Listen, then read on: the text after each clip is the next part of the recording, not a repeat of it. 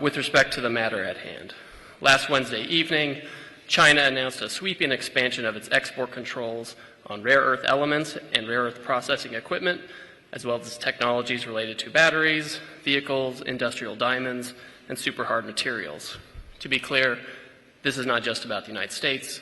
These actions, if implemented, would apply to the entire world. China's announcement is nothing more than a global supply chain power grab.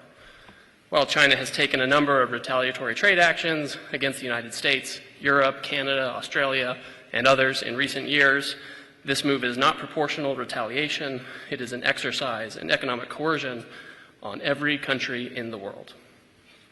At its core, China's new measures include a rule saying that any product of which more than 0.1% of minerals consist of minerals mined or processed in China, one must seek approval from the Chinese government before trading it.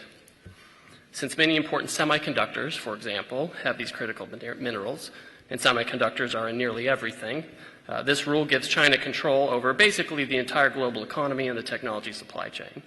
This will impact artificial intelligence systems and high-tech products, but even regular consumer items like cars, smartphones, and potentially even household appliances could be affected. It would also apply to many items that are necessary for defense purposes.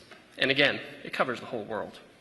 For example, if a smartphone is made in Korea and sold to Australia, then the company would first need to get China's approval, since the phone contains semiconductors which may contain rare earths sourced from China.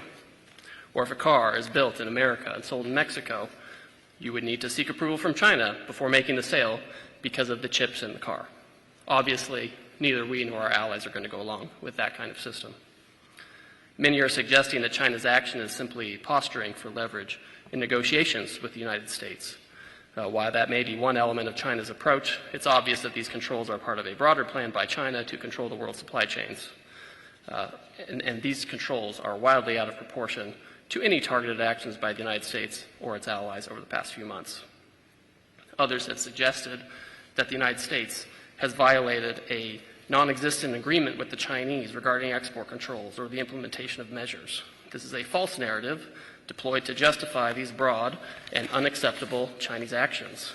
There is, in fact, a published agreement between the United States and China from earlier this year that the U.S. and China would suspend tariffs of over 100% on each other.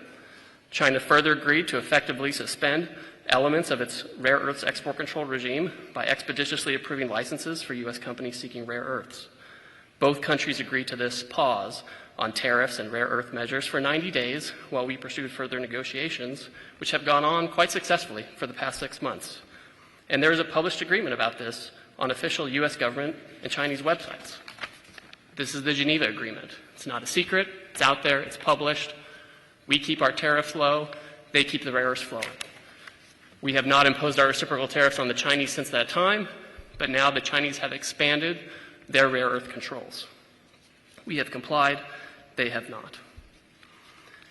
And so in this context, this is how China has announced its new and extremely expansive controls on rare earth materials just last week. It's a clear repudiation of everything we've been working toward for the last 6 months, which was a stable tariff situation and a continued flow of rare earths. The short story is that we've had compliance, and the Chinese have escalated, and they've taken this opportunity to make a pretextual claim of noncompliance or other measures to justify this. But the United States won't stand for it. We're in close communication with our allies who have expressed similar views and who are similarly affected. The President has signaled some of the actions we are taking or may take if the Chinese implement this system of controls on the world.